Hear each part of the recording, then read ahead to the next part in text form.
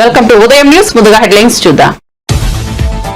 వైసీపీలో చేరిన మాజీ మంత్రి శైలజానాథ్ కు పార్టీ కండువా కప్పి ఆహ్వానించిన జగన్ నాయకత్వంలో పనిచేయడానికి సిద్ధంగా ఉన్నారన్న శైలజానాథ్. కూటమి ప్రభుత్వం హామీలను అమలు చేయడం లేదని విమర్శ.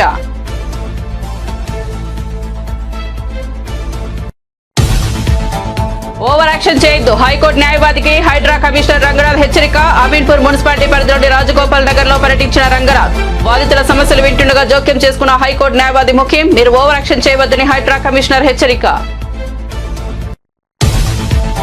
మాదాపూర్ లో కిసాన్ అగ్రిషో 2025 ప్రారంభించిన మంత్రి తుమ్మల. కిసాన్ హైదరాబాద్ వ్యవసాయంలో విభిన్న వాటాదారులను విజయవంతంగా ఒక చోట చేర్చిన ఒక వినూత్న ప్రయత్నమని వ్యాఖ్య.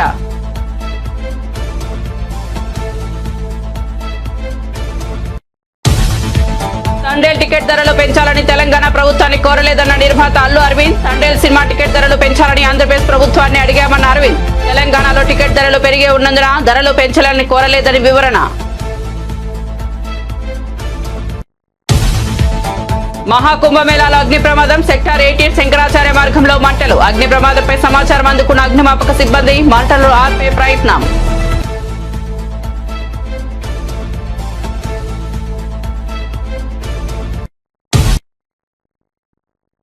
ఇక వార్త వివరాల్లోకి వెళ్తే, మాజీ మంత్రి శైలజానాథ్ తో పాటు వైసీపీలో జాయిన్ అయిన అతని అనుచరులు ఏపీసీసీ అధ్యక్షులు వైఎస్ షర్మిలకు బిగ్ షాక్ తగిలింది.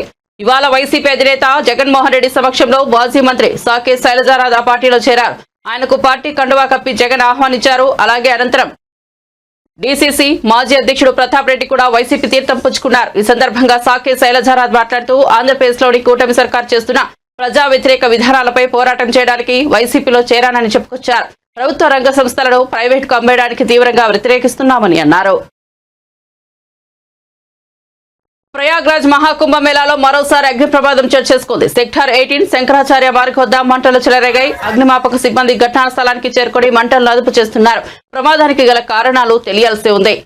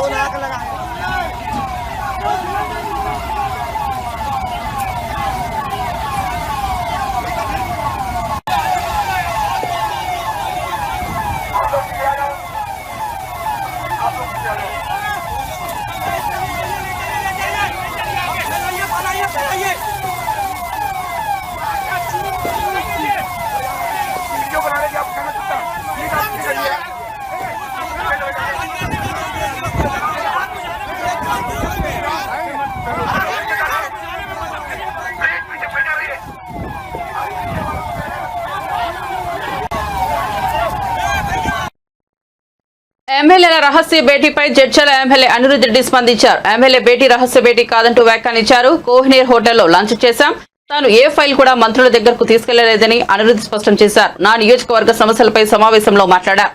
బీఆర్ఎస్ హయాంలో ఆక్రమణకు గురయ్యాయి, భూముల అన్యాక్రాంతంపై విచారణ చేయాలని కోరా. భూముల అన్యాక్రాంతం ఎవరు చేశారో విచారణలో తేలుతుందని అనిరుద్ వ్యాఖ్యానించారు. కాన్స్టిట్యూన్సీ ఇష్యూస్ ఏదున్నా కానీ లెటర్లు రాసి సీఎం గారికి ఇవ్వడం జరిగింది. ఏ ఇష్యూస్ అయినా కానీ గత బీఆర్ఎస్ ప్రభుత్వంలో చాలా సీలింగ్ ల్యాండ్లు కొన్ని పట్టా చేసుకున్నారు. అవన్నిటిపైన ఎంక్వైరీ చేయాలని చెప్పి రిటర్న్ ఇచ్చినారు. పాత గవర్నమెంట్ బీఆర్ఎస్ పైన ప్రభుత్వంలో ఏవైతే సీలింగ్ భూములన్నీ పట్టాలు చేసుకున్నారో వాటిపైన ఎంక్వైరీ చేయాలని చెప్పేసి సీఎం గారికి రిటర్న్ రాతపూర్వకంగా ఇవ్వడం జరిగింది. అదే బీఆర్ఎస్ బినామీ ఆస్తులు, బీఆర్ఎస్ లో బినామీ ఆస్తుల పైన యాక్షన్ తీసుకోవాలని ఈరోజు చెప్పినాను. జడ్చర్ల ఇష్యూస్ గురించి ఉదండపూర్ రిజర్వాయర్ కి రేట్ ఇంక్రీజ్ చేయాలి రైతులకు అని చెప్పి మాట్లాడడం జరిగింది. దాని తర్వాత మిడ్జిల్ మండలం ఎక్కడైతే సీఎం గారు ఫస్ట్ టైం జెడ్పీటీసీ అయినారో అక్కడ ద్యాపా గోపాల్ రెడ్డి వారి స్టాచ్యూ అక్కడ ఓపెన్ చేయాలి, వస్తా అని చెప్పినాడు. నెక్స్ట్ మంత్ టైం డేట్ ఇవ్వమని చెప్పినాడు.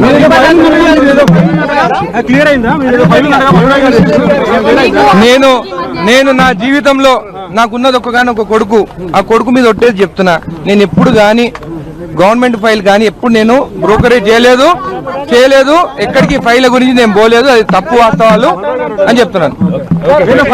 సిఎల్పి మీటింగ్ ప్రతి కాన్స్టిట్యున్సీ గురించి మాట్లాడాలి. కాన్స్టిట్యున్సీ ల్యాండ్ కి సంబంధించి చాలా మేరకు అవకతవకలు జరిగాయని మీరు చెప్తున్నారు కదా, ఇక్కడ జరిగాయి? జరిగినాయి, రిటర్న్ లో ఇచ్చినాము. త్వరలో అన్ని ఎంక్వైరీ చేసి బయటకు వస్తుంది. నా ఒక్క దగ్గరైనా కాదు, సీలింగ్ భూములు కానీ మిగులు భూములు ఎక్కడైనా కానీ ప్రాబ్లం ఉంటే ఎంక్వైరీ చేయమని చెప్పి రిటర్న్ ఇచ్చిన. మీ డిన్నర్ మీటింగ్ సంబంధించి చర్చ జరిగిందా? లేదు, ఏం మాట్లాడు, ఏం లేదు.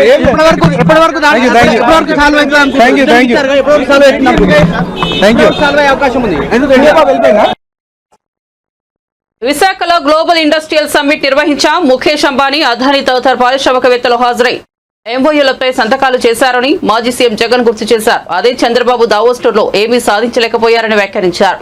తాను పెట్టుబడులు తీసుకురాగలరని, అదే చంద్రబాబుతో తాను ఉన్న తేడాన్ని వ్యాఖ్యానించారు. Empathy. In fact, in Vizag global summit that we did, Chandrababu, when somebody in state of Andhra Pradesh ever conducted, there were never these kind of people who would come there. Never did Mukesh Ambani come. Never did Adani's come. But when I had organized within the state of Andhra Pradesh Industrial Summit, we had so many of these people come. And all these people not only shared the dais, spoke well, and inked the MOUs. That is the difference between somebody like me versus somebody like Chandrababu Naidu. Chandrababu Naidu is the typical person who blackmails people. That is what you did not ask me that. You should say this, you should put this mic in front of Sajjan Jindal. Then probably he will tell you better as to who blackmails whom. Intermediate పరీక్షల hall టికెట్లను WhatsApp governance లో అందించేందుకు ప్రభుత్వం నిర్ణయించింది. విద్యార్థులు WhatsApp ద్వారా శుక్రవారం నుంచి హాల్ టికెట్లను డౌన్లోడ్ చేసుకునే సదుపాయం కల్పించింది.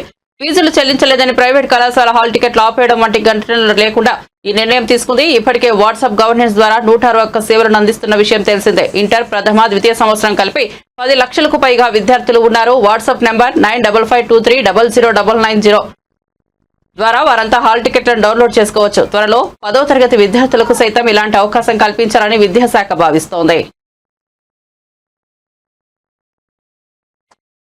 మాదాపూర్ హైటెక్స్ ఎగ్జిబిషన్ సెంటర్ వేదికగా ఏర్పాటు చేసిన ప్రతిష్టాత్మక 3వ ఎడిషన్ కిసాన్ అగ్రిషో 2025 శుక్రవారం తెలంగాణ వ్యవసాయ శాఖ మంత్రి Tummala Nageswara Rao Kisan forum private limited convener Niranjan దేశ్పాండ్తో కలిసి ప్రారంభించారు. వ్యవసాయ రంగ ప్రముఖులు, నిపుణులు, మార్గదర్శకులు, రైతులందరినీ ఒకే తాటిపైకి తీసుకురావడానికి కిసాన్ హైదరాబాద్ 2025 షోను ఏర్పాటు చేశారు. వ్యవసాయంలో అత్యాధునిక పురోగతిపై సంభాషణ, సహకారం, పరిశోధనకు ప్రోత్సాహకరంగా పనిచేస్తోంది. కిసాన్ హైదరాబాద్ 2025 వ్యవసాయం, పరిశ్రమలోని విభిన్న రంగాలకు చెందిన ప్రదర్శనకారులకు ప్రభావవంతమైన నివేదికను అందిస్తోంది. షో అన్నది ఆగిపోయిన ఫార్మ్ మెకనైజేషన్ స్కీమ్ ని మళ్ళీ ఈ సంవత్సరం నుంచి శ్రీకారం చుట్టింది. దీంట్లో భాగంగా ఈరోజు గౌరవ మంత్రివర్యులు కిసాన్ అగ్రి షో అన్నది హైదరాబాద్లోని హైటెక్స్ లో ప్రారంభించారు. ఈ హైటెక్స్ లో జరుగుతున్న ఈ కిసాన్ అగ్రి షో 3 రోజులు జరుగుతుంది. ఇక్కడ సుమారు 15 నుంచి 20,000 మంది రైతులు స్వచ్ఛందంగా ఇక్కడికి వచ్చి ఈ కిసాన్ అగ్రి షోలో పార్టిసిపేట్ చేసి ఇక్కడ వచ్చిన ఎగ్జిబిషన్స్ కానీ లేకపోతే ఇతర ఫార్మ్ మెకనైజేషన్ సంబంధించిన అన్ని వివరాలు వారు నేర్చుకోవడానికి అవకాశం ఉంటుంది. ఇదే విధమైన ఎగ్జిబిషన్స్ అన్ని జిల్లాల్లో ఏర్పాటు చేయాలని రాష్ట్ర ప్రభుత్వం నిర్ణయించింది. ఈ క్రమేపీ వచ్చే 3-4 నెలల్లో అన్ని జిల్లాల్లో ఇలాంటి ఎగ్జిబిషన్ పెట్టడానికి ప్రయత్నం చేస్తాం. కాబట్టి దయచేసి రైతులు ఈ యొక్క అదేవిధంగా వ్యవసాయ కార్యదర్శి రఘునందన్ రావు గారికి, విసి రాజిరెడ్డి గారికి, ఈనాడు వ్యవసాయంలో యాంత్రీకరణ తప్పనిసరి అయింది. కాబట్టి రైతులందరూ ఈ అగ్రి షోని పరిశీలించి తర్వాత ఆ యొక్క యంత్రాలను మనం ఏ రకంగా వాడుకుంటే వ్యవసాయ ఖర్చు తగ్గుద్ది, ఉత్పత్తి పెరుగుద్ది, దానివల్ల పంట మనకి లాభదాయకం అవుతుంది అనేటటువంటి ఆలోచనతో నిరంజన్ గారు ప్రతి సంవత్సరం ఏర్పాటు చేసేటటువంటి అగ్రి షోని సెక్రటరీ గారు చెప్పినట్లుగా జిల్లాల వారీగా కూడా ఏర్పాటు చేసి ఇక్కడికి రానటువంటి రైతులందరినీ కూడా ఈ యొక్క యాంత్రీకరణ మీద ఒక అవగాహన తీసుకొచ్చి ఈనాడు ప్రపంచంలో జరుగుతున్నటువంటి యాంత్రీకరణ ఫలితాలు తెలంగాణ రాష్ట్ర రైతాంగం కూడా అనుభవించేటట్టుగా ఈ సంవత్సరం నుంచి యాంత్రీకరణ మీద కూడా సబ్సిడీలు ఇచ్చి పెద్ద ఎత్తున చిన్న సన్నకారు రైతులను ప్రోత్సహించాలని చెప్పి రాష్ట్ర ప్రభుత్వం ముఖ్యమంత్రి రేవంత్ రెడ్డి గారి ఆదేశాలకు అనుగుణంగా మా శాఖ ఈ సంవత్సరం నుంచి యాంత్రీకరణ పెద్ద ఎత్తున రైతాంగానికి వచ్చేటట్టుగా చేయాలని చెప్పి ప్రభుత్వం సంకల్పించింది. కాబట్టి ముఖ్యంగా చిన్న సన్నకారు రైతులు ఉపయోగించేటటువంటి వాళ్ళ కష్టం ఆ 2 ఎకరాల్లో 3 ఎకరాల్లో వాళ్ళు సొంతంగా చేసుకునేటటువంటి యంత్రాలని విరివిగా ఇస్తే ఉపయోగపడుతుంది. కాబట్టి ముందుగా చిన్న సన్నకారు రైతులకు ఉపయోగపడేటటువంటి ప్లాట్ల విషయంలో కొనుగోలుదారులను కొందరు భయభ్రాంతులకు గురిచేసే ప్రయత్నం చేస్తున్నట్లుగా ఉందని హైడ్రా కమిషనర్ రంగనాథ్ అన్నారు. 2 వారాల్లో లోతుగా పరిశీలించి ఇరు వర్గాలు చెప్పింది వింటామని, అదే సమయంలో కోర్టు పరిధిలో ఉన్న అంశాలను కూడా పరిగణలోకి తీసుకుంటామన్నారు. అన్ని అంశాలను పరిగణలోకి తీసుకుని 2 నెలల్లో సమస్యను పరిష్కరిస్తామని తెలిపారు. రంగనాథ్ అమీన్పూర్ మున్సిపాలిటీ పరిధిలోని ఐలాపూర్లో గల రాజగోపాల్ నగర్ లో పర్యటించారు.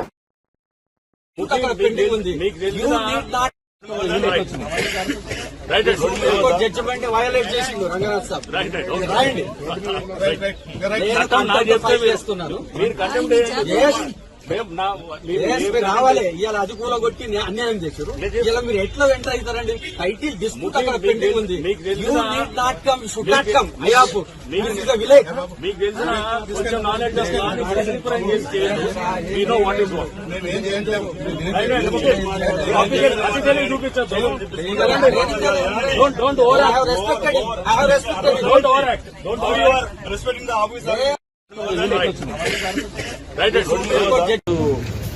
అమీర్పూర్లో ఉన్నటువంటి ఐలాపూర్ అట్లానే ఈ చక్రపురి కాలనీ లేఅవుట్ దీనికి సంబంధించిన కంప్లైంట్స్ కొన్ని మాకు ఈ మధ్య ప్రజావాణిలో రావడంతో అసలు ఏంటి దీని గురించి తెలుసుకుందామని చెప్పేసి అమీర్పూర్ రావడం జరిగింది.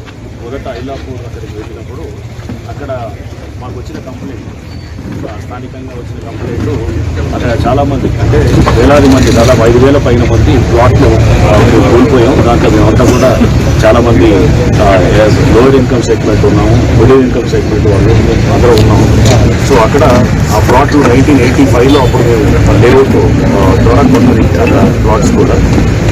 దాని తర్వాత గవర్నమెంట్ అది మా ల్యాండ్ అని చెప్పి క్లెయిమ్ చేసి గవర్నమెంట్ బట్ దాని మీద తర్వాత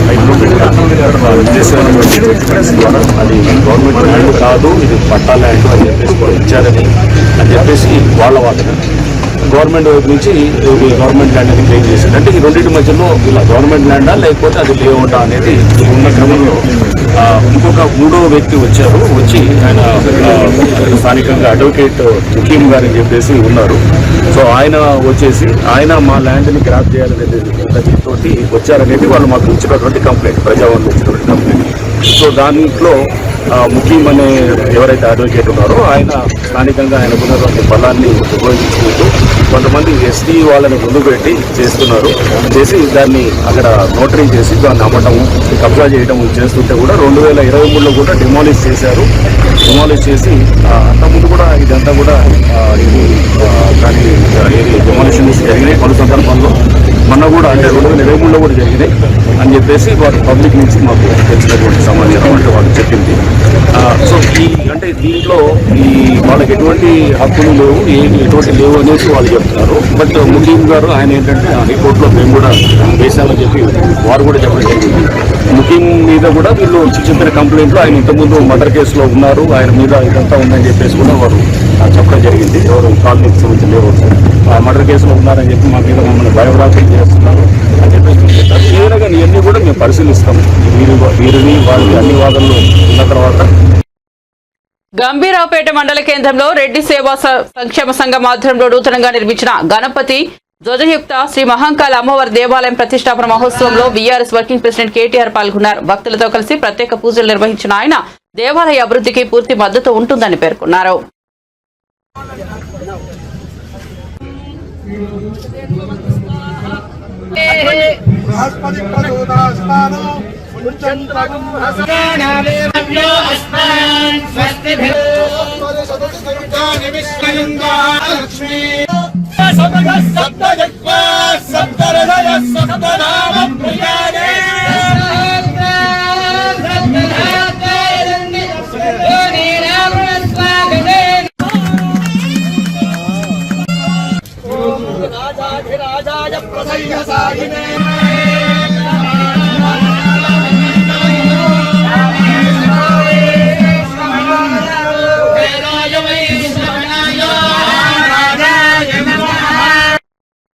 ఆంధ్రప్రదేశ్ కు విభజన చట్టంలో పేర్కొన్న విధంగా కేంద్ర ప్రభుత్వం తగిన సహాయ సహకారాలు నిధులు మంజూరు చేయాల్సి ఉన్న అధికారం కోసం రాజకీయ పార్టీలో రాష్ట్ర అభివృద్ధిని పక్కన పెడుతున్నారని, ఆంధ్రప్రదేశ్ రాష్ట్రాన్ని నయవంచన చేస్తున్నారని ప్రత్యేక హోదా విభజన హామీల సాధన సమితి రాష్ట్ర అధ్యక్షుడు తలసాని శ్రీనివాస్, ప్రధాన కార్యదర్శి జేడీ లక్ష్మీనారాయణ విమర్శించారు.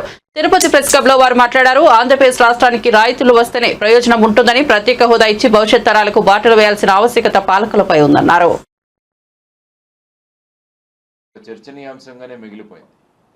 కానీ పార్లమెంట్లో అనేక మంది ఎంపీలు వీరందరూ కూడా ఆంధ్రప్రదేశ్ ప్రత్యేక హోదా గురించి మాట్లాడినప్పుడు అప్పుడు కేంద్ర ప్రభుత్వం యొక్క సమాధానం ఏంటంటే 14వ ఫైనాన్స్ కమిషన్ వచ్చిన తర్వాత మేము ట్యాక్స్ డెవల్యూషన్ అన్నది 42% పెంచడం జరిగింది, కాబట్టి ఏ రాష్ట్రాలకి ప్రత్యేక హోదా ఉండదు అన్నది వారు తీసుకున్న ఒక విధానం.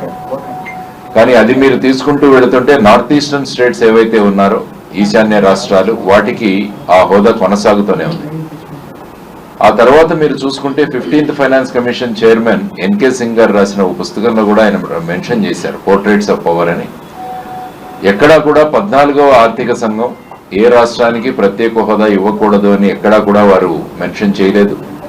కేంద్ర ప్రభుత్వం అనుకుంటే ఏదైనా రాష్ట్రానికి ప్రత్యేక హోదా ఇవ్వచ్చు అన్నది వారు చెప్పడం జరిగింది. ఆ తరువాత కూడా ఈ ప్రత్యేక హోదా అన్నది అలాగే మిగిలిపోయింది.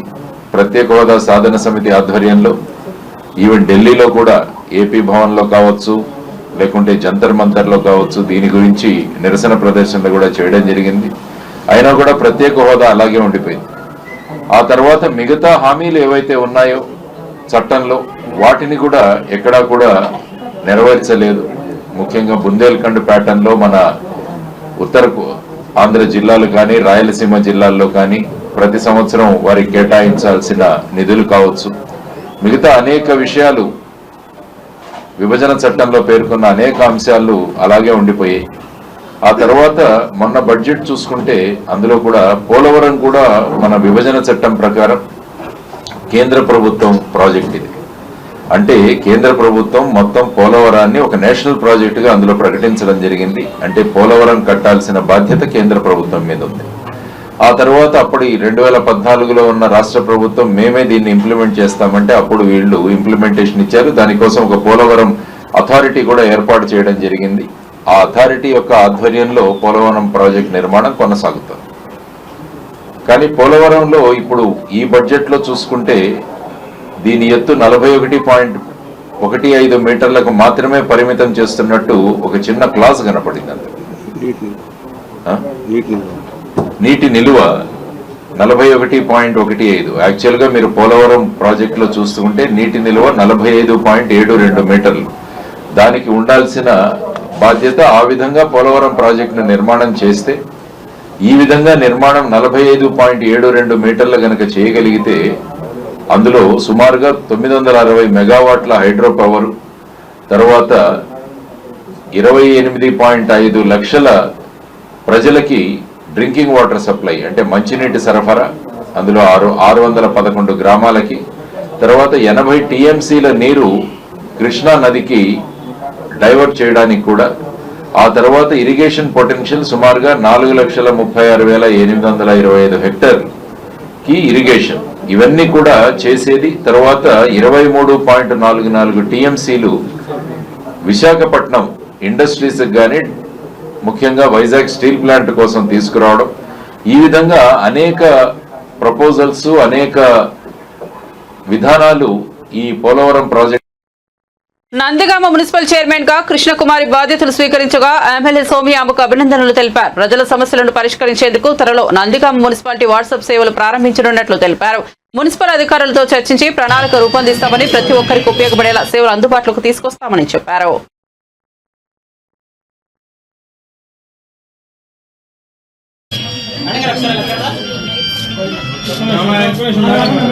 నాలుగో తారీఖున మరి రాష్ట్ర వ్యాప్తంగా సంచలనమైన నందిగామ మున్సిపల్ చైర్మన్ ఎన్నిక ఏ విధంగా జరిగిందో మనం చూసాము. మేమందరం కూడా కలిసికట్టుగా పోరాటం చేసి మరి కౌన్సిలర్స్ ఆమోదంతో, అదేవిధంగా అధిష్టానం ఆమోదంతో మరి నందిగామ మున్సిపల్ చైర్మన్గా మండవ కృష్ణకుమార్ని కానీ మేము ఎన్నిక చేయడం జరిగింది. అది చాలా సంతోషంగా ఉంది. ఎందుకంటే మేము 15 మంది సభ్యులతో నూతన బోర్డు ఏర్పాటు చేయబోతున్నాం. గత 5 సంవత్సరాలు వైసీపీ ప్రభుత్వ హయాంలో ఏ విధంగా రాష్ట్ర వ్యాప్తంగా కూడా ఏ విధంగా నాశనమైందో, నందిగామ కూడా పూర్తిగా అభివృద్ధిలో పక్కదారి పట్టేశారు. కేవలం బిల్స్, అదేవిధంగా కాంట్రాక్ట్ పనుల కోసమే మరి పనులు జరిగాయి. నాసిరకం పనులు చేశారు. అదేవిధంగా అభివృద్ధి పూర్తిగా పక్కన పడేశారు. ఇవన్నిటిని కూడా మేము ఛాలెంజ్గా తీసుకొని మరి రాబోయే సంవత్సరం అంతా కూడా చైర్మన్ గారి ఆధ్వర్యంలో నందిగామ మున్సిపాలిటీని అభివృద్ధి పదంలో నడిపిస్తాము. అదేవిధంగా ఈరోజు చైర్మన్ గారు మరి వారి చైర్లో కూర్చున్నారు. మనస్ఫూర్తిగా వారికి శుభాకాంక్షలు తెలియజేస్తున్నాం. తప్పకుండా కృష్ణకుమారి గారి ఆధ్వర్యంలో మరి మరిన్ని అభివృద్ధి కార్యక్రమాలు ఈ రాబోయే సంవత్సరంలో జరగబోతున్నాయి. ముఖ్యంగా మేము కూడా కొత్త పరిపాలనకి మేము ఒక చిన్న ప్రణాళిక వేసుకుంటున్నాం. వాట్సాప్ గవర్నెన్స్ ఇక్కడ మున్సిపాలిటీలో కూడా తీసుకురావాలని ఒక ప్రణాళిక తీసుకొస్తున్నాం. అది మేము కౌన్సిలర్స్, అదేవిధంగా కమిషనర్ గారు, స్టాఫ్ కూర్చొని ఏ విధంగా చేయాలో కూడా దాని మీద ఒక ప్రణాళిక వేసుకుంటాం.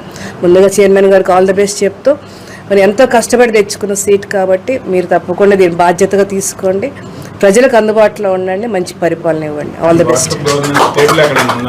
లేదండి, మేము ఇక్కడ నందిగామ మున్సిపాలిటీ కూడా ప్రతి పనిని కూడా వాట్సాప్లో పెట్టి, పెండింగ్ ఫైల్స్ ఏమేమి ఉన్నాయి అన్నీ కూడా వాట్సాప్లో పెట్టి వేగవంతంగా క్లియర్ చేయడానికి మేము ఒక ప్రణాళిక వేసుకుంటున్నాము. అది భవిష్యత్తులో రూపొందిస్తాం. మున్సిపాలిటీ అభివృద్ధికి ఏ రకమైన ప్రణాళిక ఉందండి?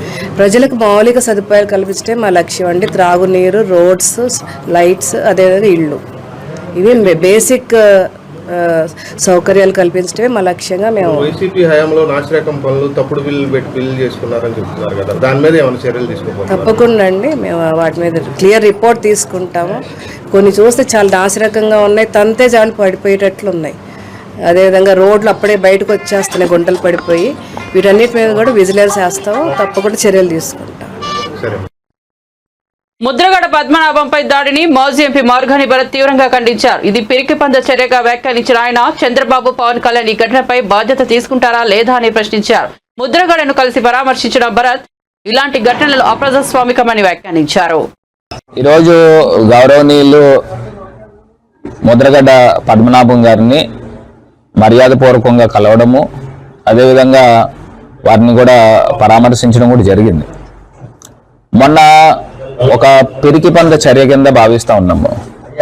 ఎంతో పెద్ద వ్యక్తులు, గౌరవనీయులు, పెద్ద మనుషుల్ని ఈ రకంగా అగౌరవపరిచే కార్యక్రమం, ఆయన పైన దాడి చేసే కార్యక్రమము ఒక పిరికి పంద చర్యగా అభివర్ణిస్తూ ఉన్నాము.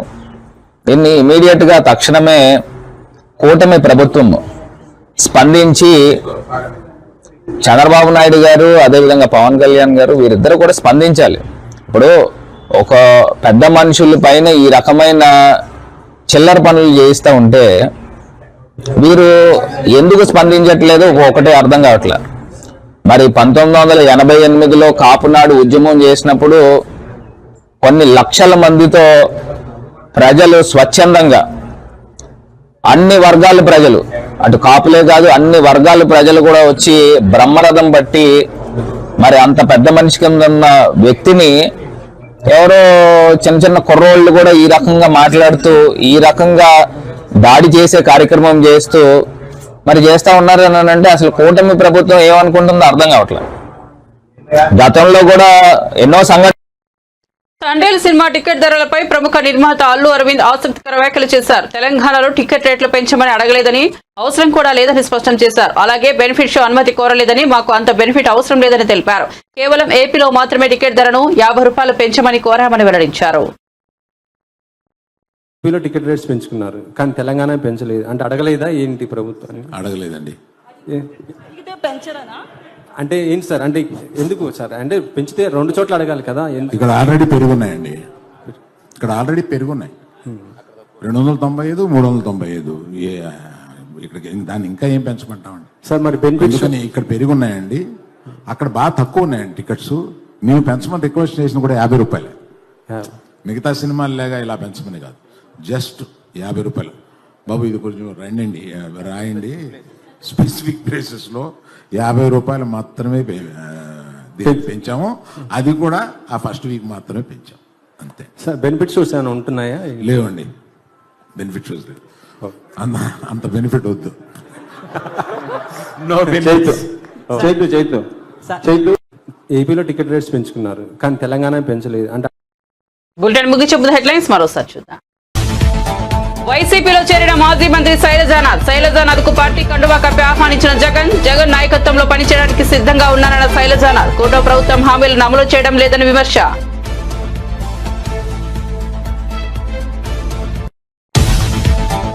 ఓవర్ యాక్షన్ చేయొద్దు, హైకోర్టు న్యాయవాదికి హైడ్రా కమిషనర్ రంగనాథ్ హెచ్చరిక. అమీన్పూర్ మున్సిపాలిటీ పరిధిలోని రాజగోపాల్ నగర్ లో పర్యటించిన రంగనాథ్. బాధితుల సమస్యలు వింటుండగా జోక్యం చేసుకున్న హైకోర్టు న్యాయవాది ముఖ్యం. మీరు ఓవర్ యాక్షన్ చేయవద్దని హైడ్రా కమిషనర్ హెచ్చరిక.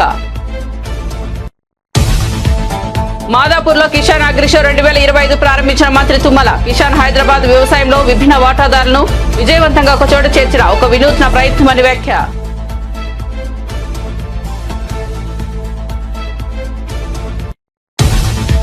తండేల్ టికెట్ ధరలు పెంచాలని తెలంగాణ ప్రభుత్వాన్ని కోరలేదన్న నిర్మాత అల్లు అరవింద్. తండేల్ సినిమా టికెట్ ధరలు పెంచాలని ఆంధ్రప్రదేశ్ ప్రభుత్వాన్ని అడిగామన్న అరవింద్. తెలంగాణలో టికెట్ ధరలు పెరిగే ఉన్నందున ధరలు పెంచాలని కోరలేదని వివరణ. మహాకుంభమేళాలో అగ్ని ప్రమాదం. సెక్టార్ 18 శంకరాచార్య మార్గంలో మంటలు. అగ్ని ప్రమాదంపై సమాచారం అందుకున్న అగ్నిమాపక సిబ్బంది మంటలు ఆర్పే ప్రయత్నం.